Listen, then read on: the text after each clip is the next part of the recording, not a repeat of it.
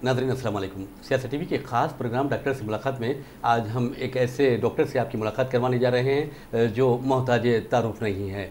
और मैं समझता हूँ कि इंसानी ज़िंदगी में चेहरे की बहुत ज़्यादा अहमियत होती है, और जब चेहरे की बात आती है तो दांतों की तो बहुत ज़्यादा अहमियत होती है। ख़ास तौर पर खाने पीने में, मुस्कुराहट में और बात करने के अंदाज में दांत बहुत ज़्यादा अहम रोल अदा करते हैं। और वैसे भी दीन इस्लाम में दांतों को बहुत ज़्यादा अहमियत दी गई है और ओरल हेल्थ पर बहुत ज़्यादा ज़ोर दिया गया है। आज हम जिन डॉक्टर साहब से आपकी मुलाकात करवा रहे हैं वो हैं doctor Mohammad Sirajur Rahman, dental surgeon हैं जिनका शुमार हमारे मुल्क के अहम डेंटल सर्जन्स में होता है और माहिर डेंटल सर्जन्स में होता है। वो न सिर्फ एक अच्छे डेंटल सर्जन हैं बल्कि एक अच्छे आलिम भी हैं, एक अच्छे अदीब भी हैं और एक खतीब भी हैं और अपनी दीनी जिम्मेदारी भी भरपूर तरीके से अंजाम देते हैं। नाज़रीन, आपको बता दें कि doctor Mohammad Sirajur Rahman BDS MDS में 2 मरतबा गोल्ड मेडल हासिल कर चुके हैं, यानी BDS में भी वो गोल्ड मेडलिस्ट रहे और MDS में भी वो गोल्ड मेडलिस्ट रहे और शहर की और मुल्क की मुख्तलिफ तंजीमों ने भी उन्हें कई एजाज़ात से नवाजा। आप उस्मानिया डेंटल कॉलेज के प्रोफेसर भी हैं और आपको ये भी बता दूं कि नियो डेंटल जो हॉस्पिटल है, 2 जगह ये हॉस्पिटल है, एक तो चैपल रोड पर है और एक मेहदीपट्टनम यानी हुमायूं नगर मेहदीपट्टनम पर ये हॉस्पिटल है, उसके ये डायरेक्टर भी हैं। नाज़रीन, हम बात करते हैं दांतों की हिफाजत के बारे में, दांतों की आम बीमारियों के बारे में और उसके इलाज के बारे में। डॉक्टर साहब, आपका बहुत बहुत खैर मकदम है हमारे स्टूडियो में। जी, और मैं समझता हूँ कि आज बहुत ज़्यादा ज़रूरत है लोगों को दांतों की हिफाजत के बारे में बताने और दांतों की बीमारी के बारे में बताने। तो हम पहला सवाल आपसे ये करते हैं कि दांतों की आम बीमारियाँ क्या है? बहुत अच्छा सवाल पूछा रियाज भाई आपने। एक्चुअली वो जिस्म का आईना होता है जी, और जिस्म का जो स्केलेटन अल्लाह ताला दिया है, जो दाढ़ है या जबड़े हैं, इसका तमाम दारोमदार shape size is maintain purely with the presence of the teeth.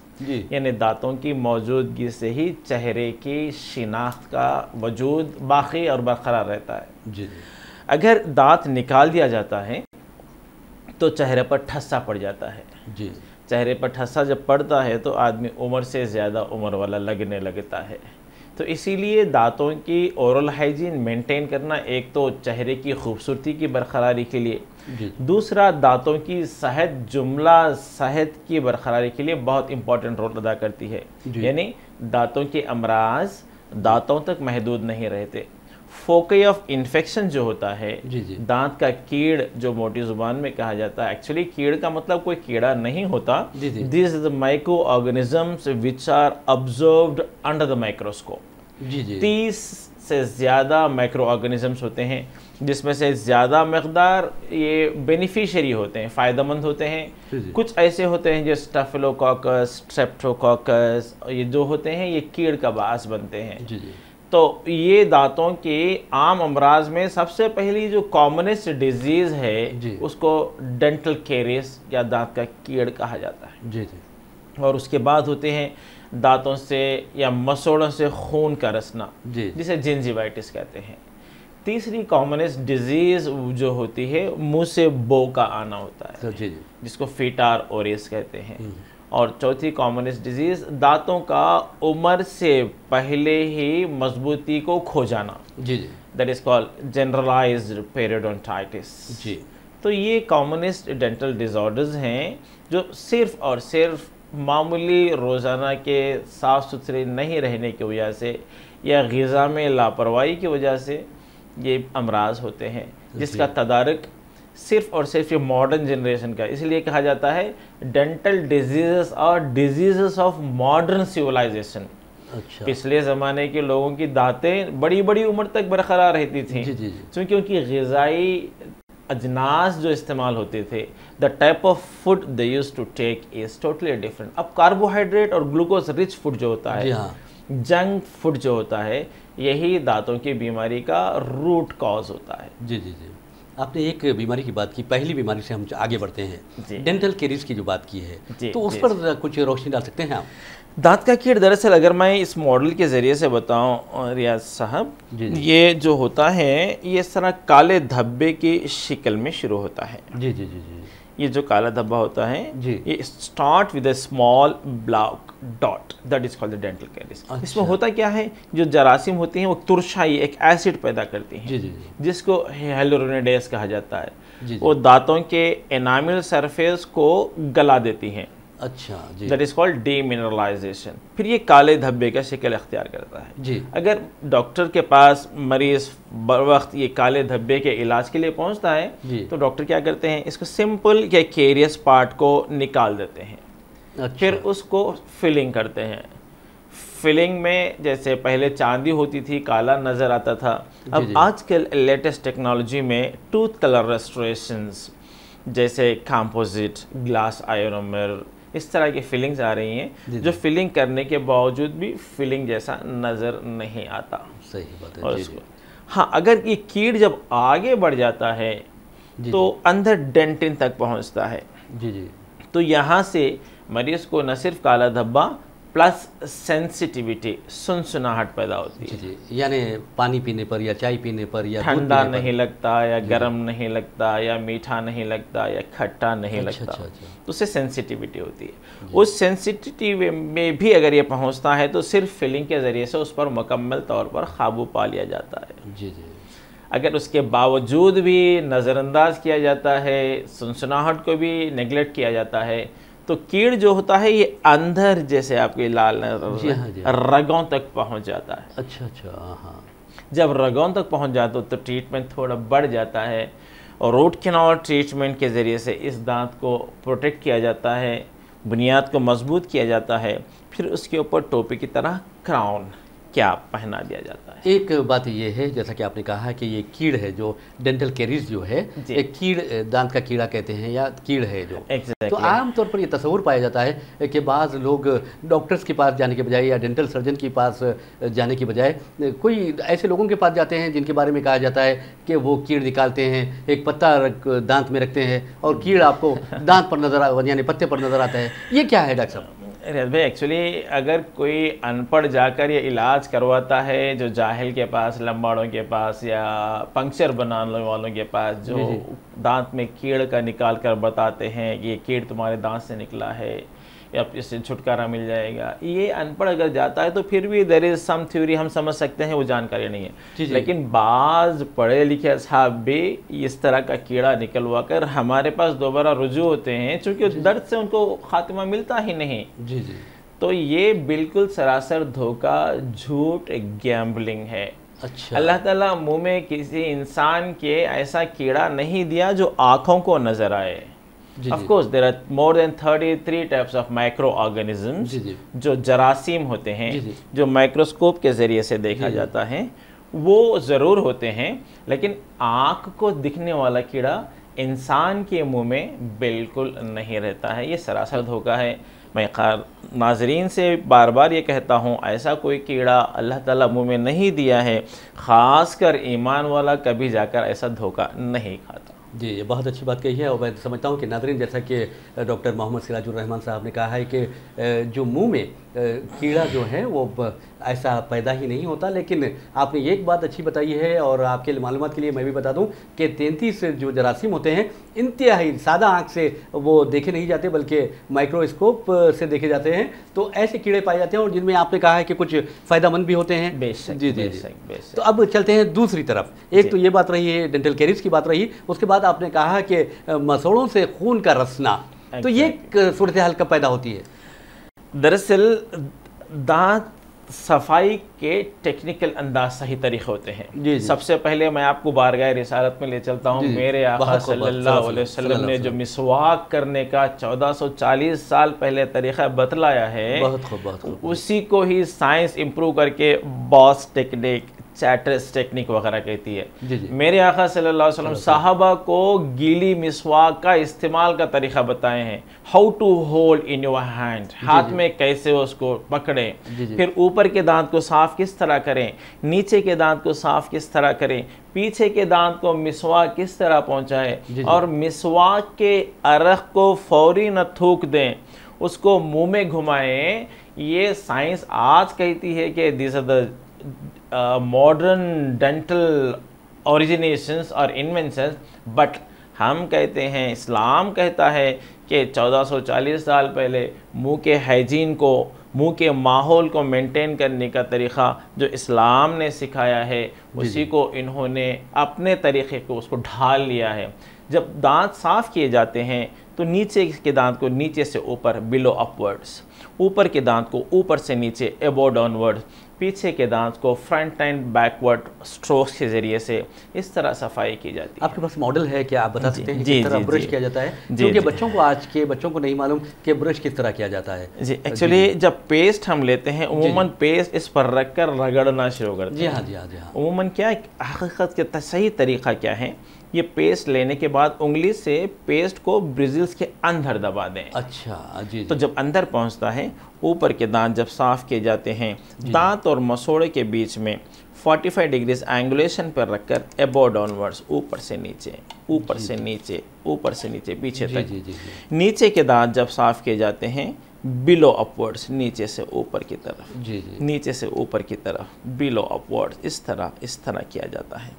और पीछे के जब दांत साफ किए जाते हैं, थोड़ा सा ये ब्रश एक्सेसिबल नहीं है, मैं इसको बता दूं, ऐसे फॉरवर्ड बैकवर्ड स्ट्रोक 3 से 5 मरतबा स्ट्रोक देने से ये दांत के ऊपर मौजूद जो भी खाने पीने की अशिया होती हैं, जो यहाँ इसके अंदर फंसी रहती हैं, सब निकल जाती हैं। आपने जिक्र किया प्यारे नबी सल्लल्लाहु अलैहि वसल्लम का कि अपने साहबा को मिसवाक के बारे में जिस अंदाज में बताया था, तो क्या इस तरह बता सकते हैं आप? मिसवाक भी इसी तरह? मिसवाक बिल्कुल इसी तरह। अगर मैं इसको ये मिसवाक बता दूं, तो एबो डाउनवर्ड जब ऊपर इस तरह होल्ड करते हैं मिसवाक को, ये तम से पकड़ दी जाती है। अच्छा, पकड़ दी जाकर ये ऊपर के जब साफ करते हैं एबो डाउनवर्ड, इस तरह से, ऐसे उसी तरह जिस तरह ब्रश का किया, और नीचे से ऊपर की तरफ। और मिसवाक करने से पहले मिसवाक को दोनों दांतों के बीच में रखकर पीसा जाता है। अच्छा जी। और उसका जो एक्सट्रैक्ट निकलता है, जो उसकी रस निकलता है, वो रस में 21 से ज़्यादा मेटल्स रखा है रब्बुल आलमीन, मैग्नीशियम, एल्यूमिनियम, पोटेशियम, कैल्शियम। तो ये क्या अपटुंडेंट, मुंह में मौजूद छालों को दूर करती हैं, मुंह में मौजूद जो जहाँ से खून बरसता है वहाँ उसको बंद करती हैं, अपटुंडेंट इफेक्ट होता है, दर्द को दूर करती है, और बलगम को पतला करती है मिसवाक। और सबसे अहम चीज़, ईमान वाले के लिए इससे बढ़ के और कोई खतरनाक चीज़ नहीं हो सकती, मिसवाक शैतान को गुस्सा दिलाती है। बहुत अच्छी बात बताई आपने। मिसवाक का, एक मिसवाक की नमाज पढ़ना गैर मिसवाक के 70 नमाजों से ज़्यादा बेहतर होती है। बहुत अच्छी। और सबसे अहम चीज़ बता दूं, मरते वक्त कलमे तैयबा नसीब होता है। बहुत प्यारी बात बताइए। देखिए नाज़रीन, आपको बता दें कि एक डेंटल सर्जन इस अंदाज में बात करता है तो आपको अंदाज़ा होगा कि वो किस कदर इस्लामी मालूमात रखते हैं। नाज़रीन, आपके मालूमात के लिए और आपके इत्तला के लिए मैं आपको बता दूं कि डॉक्टर मोहम्मद सिराजुर रहमान जामे मस्जिद पाएगा बशीरबाग में भी खिताबत करते हैं, और जामे मस्जिद सुन्नीपुरा सिकंदराबाद में भी खिताबत के फ़राइज़ अंजाम देते हैं। इसके अलावा आपको ये भी बता दूं कि health excellence award new Delhi, ये तकरीबन 2 मरतबा आपको हासिल हुआ है, 2010 में और 2011 में। 2017 में national excellence award, dental excellence award भी आपको अता किया गया, जो एक बहुत बड़ा एजाज़ होता है डेंटल सर्जन्स के लिए। बहरहाल नाज़रीन, हम आगे बढ़ते हैं। डॉक्टर साहब, आपने ये तो बता दिया कि तरीक़ा, जिस तरह ब्रश करने का तरीक़ा बताया आपने, फिर आपने मिसवाक का तरीक़ा भी बता दिया, लेकिन अब हम बात करते हैं, इस बहुत बड़ा मसला है। यहाँ तक कि मैं समझता हूँ कि आज जो लोगों में ये बहुत ज़्यादा, ख़ास तौर पे हिंदुस्तानियों के बारे में कहा जाता है कि बहुत ज़्यादा हिंदुस्तानी मुंह से जो बो आती है उससे मुतासिर होते हैं, तो इसके बारे में आप बताइए। दरअसल मुंह से बो का आना ये रिश्तों में भी दूरी करती है। जी हाँ, बिल्कुल सही बात कही आपने। ओरल हाइजीन फिर से मैं इस्लामी नुक्ते नज़र पेश करता हूँ। अल्लाह के रसूल सल्लल्लाहु अलैहि वसल्लम नमाज़ पढ़ते वक्त ऐसी चीज़ें न खाने का हुक्म दिए जो नमाज के दौरान मुँह से बो निकालती हैं, जैसे प्याज लहसुन वगैरह खाकर मस्जिद में आकर नमाज न पढ़ने का हुक्म दिए मेरे आका सल्लल्लाहु अलैहि वसल्लम। उससे होता यह है बाजू वाले को कराहियत महसूस होती है, और जिस मुँह से बो आती है रहमत के फरिश्ते वहाँ नहीं आते। बो की सबसे कॉमनेस्ट वजह दांत का कीड़ होता है, जिसके अंदर खाने वाली अशिया फंस जाती हैं। अच्छा। या दांत के बीच की सांद होती है, द इंटरडेंटल स्पेस। अच्छा। ये सांद में कुछ रेशे गोश्त के वगैरह फंस जाते हैं, या कुछ खाने पीने की अशिया फंस कर डेब्रिस बन जाता है। और अगर उसको सही तरीके से ब्रश कर या फ्लॉस के ज़रिए से या माउथ वॉश के ज़रिए से अगर नहीं निकाला जाता तो वो फर्मेंटेड हो जाती है। मुँह चूँकि बंद रहता है हमेशा, तो उसके अंदर ऑक्सीजनेशन कम रहता है, तो ये सड़ कर मुँह से बो आती है। अच्छा। तो पहली चीज़ दांत का कीड़ जिसमें खाने वाली अशिया, दूसरा चीज़ दांत के बीच की सांद जहाँ खाने वाली अशिया फंसती हैं, तीसरी चीज़ जहाँ दांत की हड्डी गल जाती है वहाँ से भी खाने वाली अशिया सही ब्रश से न करने की वजह से फंस जाती है। इसी वजह से इसको ये कॉमनेस्ट मुँह में जब फर्मेंटेड चीज़ होती है तो उससे बो आने लगती है। ये तो लोकल फैक्टर्स हैं। दूसरा सिस्टमिक फैक्टर जो जिस्मानी बीमारियां होती हैं, जैसे शुगर है, अच्छा, किडनी की बीमारियां हैं, और दिल की बीमारियां हैं, और कुछ अद्वियात ऐसी होती हैं, the medicine which are use for the anti diabetics, medicine use for the kidney disorders, medicine use for the cardiovascular disorders also have a responsibility for producing this foetor oris. बोकी वो भी वजूहत जिम्मेदार होती है। जी। तो इसके इलाज के लिए सबसे पहले हम बार बार कहते हैं, देखिए दांत के अमराज से छुटकारा पाना है तो brush twice a day, keep dentist away. जी, बहुत प्यारी बात डॉक्टर साहब ने बताई है कि आप दिन में 2 मरतबा दांत साफ करें और डॉक्टर से बचें या इलाज से बचें। ये बहुत प्यारी बात कही है। नाज़रीन, हम एक छोटा सा ब्रेक लेते हैं। ब्रेक के बाद देखते हैं अमराज दंदा और क्या क्या इंसान को मसाइल में मुब्तला कर सकते हैं।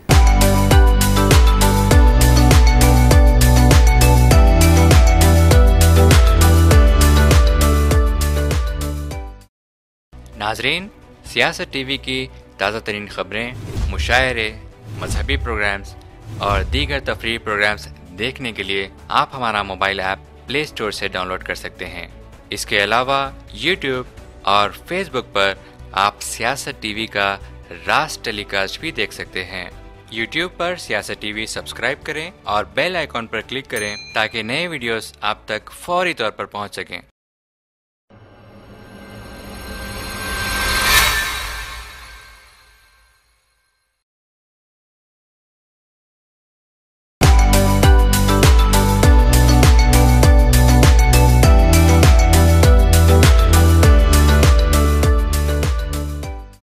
किसी हिस्से पर ज़ख्म आता है तो उतना, या दर्द होता है तो उतना इंसान परेशान नहीं होता जितना अगर दांत में दर्द हो जाए या दांत में तकलीफ़ हो जाए तो वह तड़प उठता है।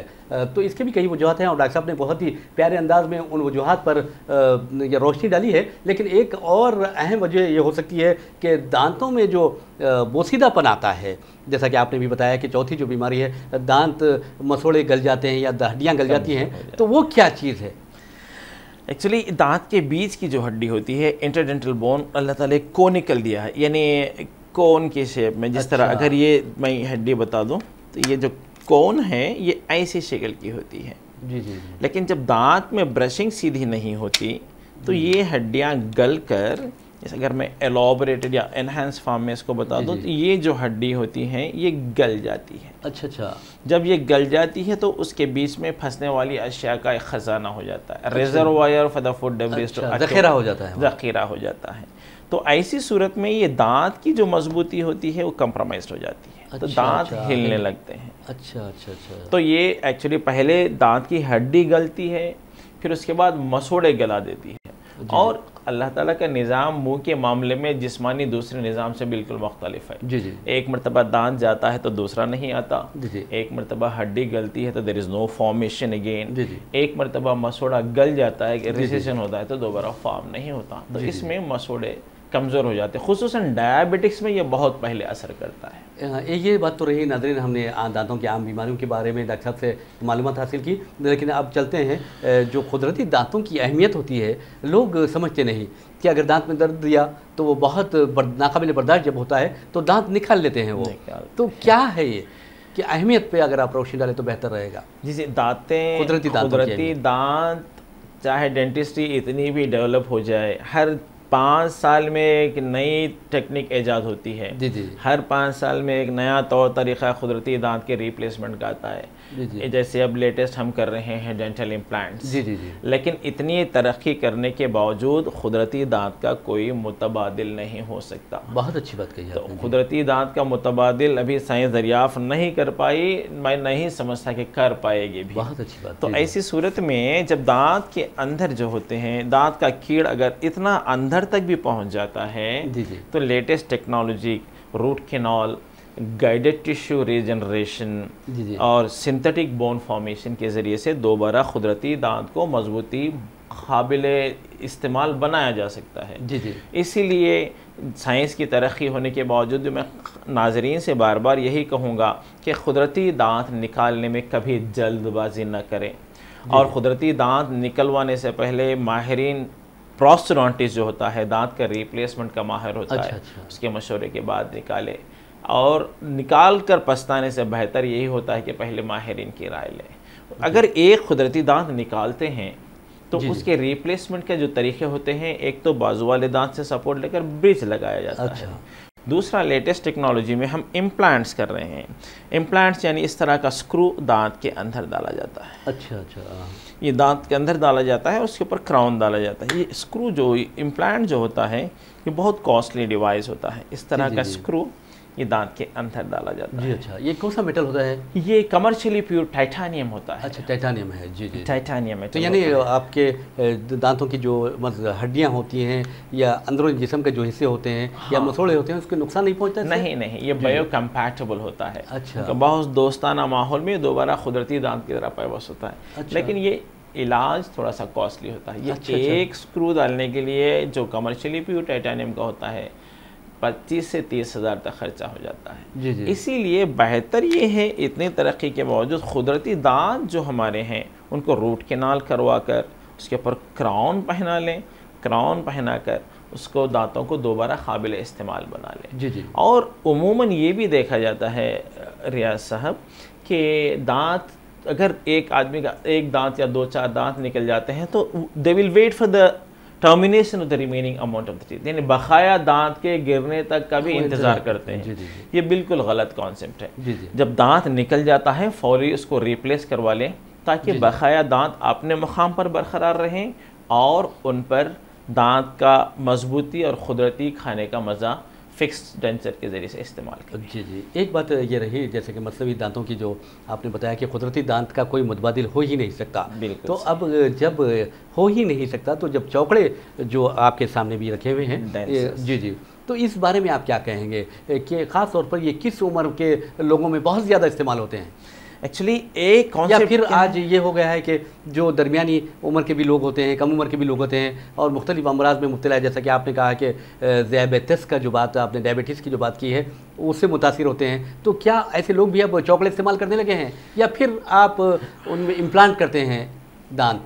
Implant is the latest device और उसका कोई मुतबादिल नहीं है। उससे फिर से दोबारा कुदरती दांत की मजबूती बहाल की जा सकती है, अगरचे कि थोड़ा सा भारी भरकम इलाज है, but patient can enjoy the fix processes. अच्छा जी। अब बाज़ मरीज़ जो हमसे रुजू होते हैं, मुंह में 3, 4, 5 दांत होते हैं, वो कहते हैं निकाल कर इस तरह का कंप्लीट डेंचर चौकड़ा बना दीजिए। अच्छा जी जी। लेकिन इसमें और फिक्स दांत में ज़मीन आसमान का फ़र्क होता है। तो हम क्या करते हैं, लेटेस्ट टेक्निक के ज़रिए से जो भी कुदरती दांत मुँह में मौजूद हैं, जैसे इस पेशेंट के अंदर 1, 2, 3, 4 दांत ही हैं। जी जी। अब ये पेशेंट मोहतरमा हमारे पास रिपोर्ट की, शी वाज टेलिंग दैट ये दांत निकाल कर चौकड़ा दे दीजिए। लेकिन उसमें चौकड़े में एक तो इन्फीरियरिटी, एहसास से कमतरी आ जाती है। तो हम क्या करते हैं, इसको करते हैं टूथ सपोर्टेड ओवरडेंचेस, यानी कुदरती दांत को हम हमारे शेप में लेते हैं, शेप में लेकर उसको दोबारा हम फिक्स दांत इस तरह, ये कंप्यूटर एडेड डिज़ाइन कैट कम टेक्नोलॉजी के जरिए से इस तरह दोबारा जिस तरह उनके फिसले कुदरती दांत थे उसी तरह इसे बरकरार कर दिया जाता है। जी जी। ये दांत में हम जो इस्तेमाल करते हैं ये DMLS, ये कंप्यूटर एडेड डिज़ाइन मैकेनिज्म, पहले मैनुअली होता था जी जी। जिसको पोस्ट इन्फ्यूज्ड मेटल कहा जाता जी, है। जी। अब DMLS के ज़रिए से या जिरकोनिया मेटल फ्री सेरामिक्स जिसके अंदर मेटल भी नहीं होता, इस तरह के दांत हम दोबारा पेशेंट को लगाते हैं, जिससे लंबे अरसे तक इंशाल्लाह पेशेंट अपनी खोई हुई कुदरती साख को बहाल कर सकता है। एक बात ये रही कि जैसा कि आपने कहा कि कुदरती जो दांत होते हैं तो वो चबाता है इंसान, तो उसका टेस्ट भी लेता है ग़िज़ा का, तो क्या फ़र्क पड़ जाता है इस तरह के चौकड़े लगाने से?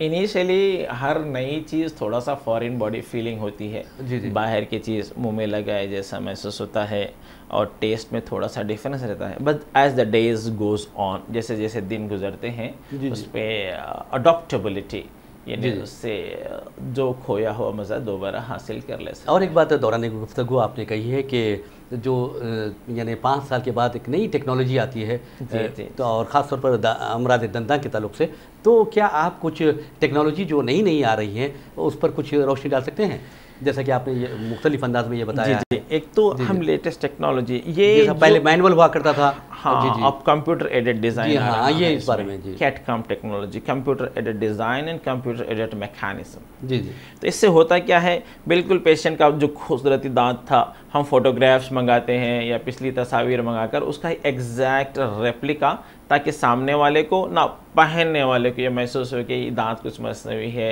या देखने वाले को लगे कि मसनवी दांत पहन, यानी कलर का बहुत ज़्यादा अहमियत देते हैं उस colour, size, shape, colour and it's हजम, जिसे हम तमाम चीज़ें कंप्यूटर एडेड डिज़ाइन के ज़रिए से मेंटेन की जाती है। ये बिल्कुल साफ़ सुथरा। ये कौन से मेटल इस्तेमाल करते हैं आप लोग, मतलब करवाते हैं आप? जी जी, इसमें यूजुअली पहले होता था निकल क्रोम। अच्छा, निकल थोड़ा सा मसोड़ों को सूजन देता था, अब हो रहा है कोबाल्ट क्रोमियम। अच्छा। और उसमें मेटल फ्री सेरामिक जिसमें जिरकोनिया कहा जाता है। जी जी। या सिरेक के नए नए टेक्नोलॉजीज़ आए हैं। अच्छा।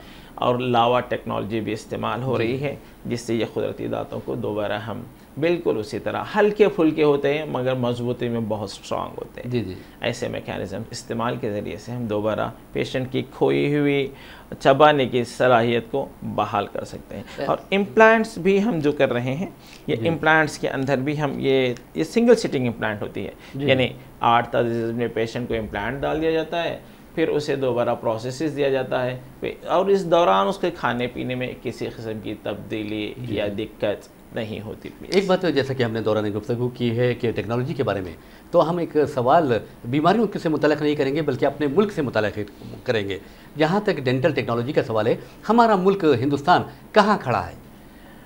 माशाल्लाह, जहाँ तक तादाद का ताल्लुक़ है, सारी दुनिया के मरीज़ एक तरफ, हिंदुस्तान के 90% बच्चे हिंदुस्तानी अपने जंक फूड की वजह से डेंटल डिजीज़ में ज़्यादातर हिंदुस्तान में मुतासिर होते हैं। जी जी। हैदराबाद का कहाँ पर मुकाम है? हैदराबाद फिर भी इट्स मेडिकल टेक्नोलॉजी में या डेंटल टेक्नोलॉजी में बहुत ऊंचा मुकाम रखता है। नए टेक्निक्स के लिए लोग न सिर्फ हिंदुस्तान से बल्कि बैरून ममालिक से हैदराबाद को, इवन चूँकि जर्मनी, US, यूरोपियन कंट्रीज़ में डेंटल ट्रीटमेंट बहुत कॉस्टली होता है, तो वो हैदराबाद इलाज करवा कर आकर फिर से वापस जाते हैं। उनको कम खर्चे में अच्छा क्वालिटी वाला इलाज यहाँ उन्हें शहर हैदराबाद में मिल जाता है। जी जी।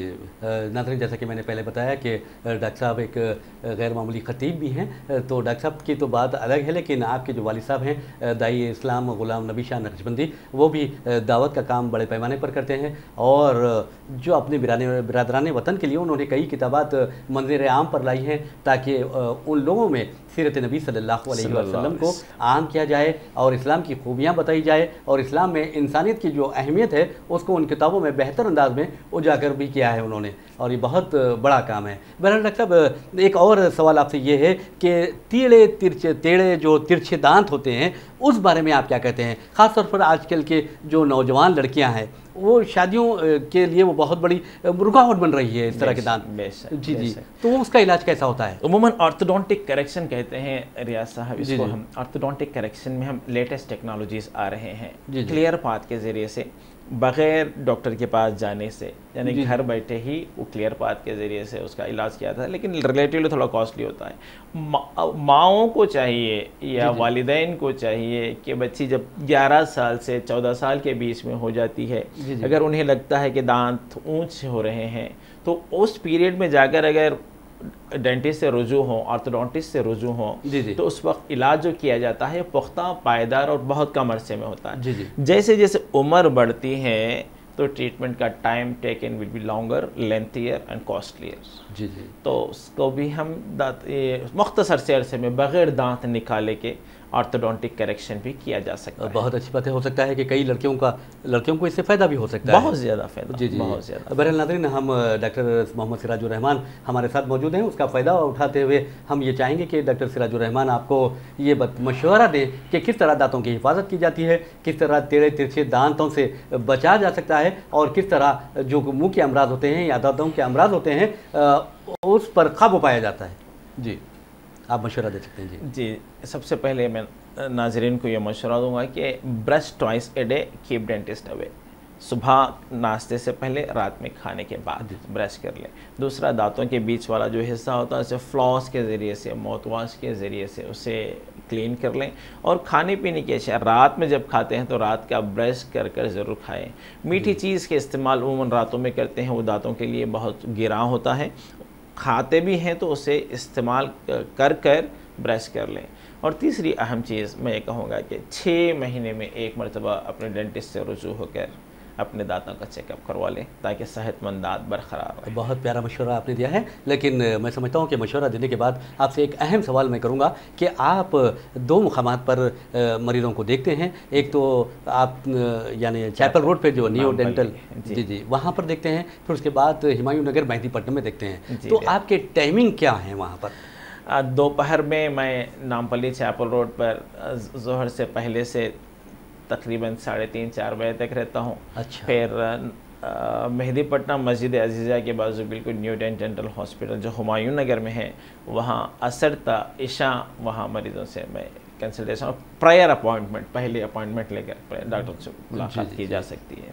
जी जी। बहरहाल नाज़रीन, हम इन्हीं जो आपको डॉक्टर साहब ने जो बताया कि दांतों के बारे में किस तरह उसकी हिफाजत की जाती है, और जो नित नए जो अंदाज आए हैं दांतों को सजाने या संवारने या उन्हें बचाने के, उस बारे में भी उन्होंने बहुत ही प्यारे अंदाज में रोशनी डाली है। और सबसे बढ़कर आपने जिस अंदाज में ये बताया है कि दीन इस्लाम ने और प्यारे नबी सल्लल्लाहु अलैहि वसल्लम ने दांतों की हिफाजत के जो तरीक़े बताए हैं उस पर भी अगर अमल कर लें तो दांतों को बीमारियों से और जरासीम से बचाया जा सकता है। बहरहाल इन्हीं ख्यालात के साथ हम अपना प्रोग्राम डॉक्टर से मुलाकात ख़त्म करते हैं। मुझे मोहम्मद रियाज अहमद को इजाज़त दीजिए, इंशाल्लाह फिर मुलाकात होगी। और डॉक्टर साहब आपका भी बहुत बहुत शुक्रिया। जज़ाकल्लाह। अस्सलाम वालेकुम।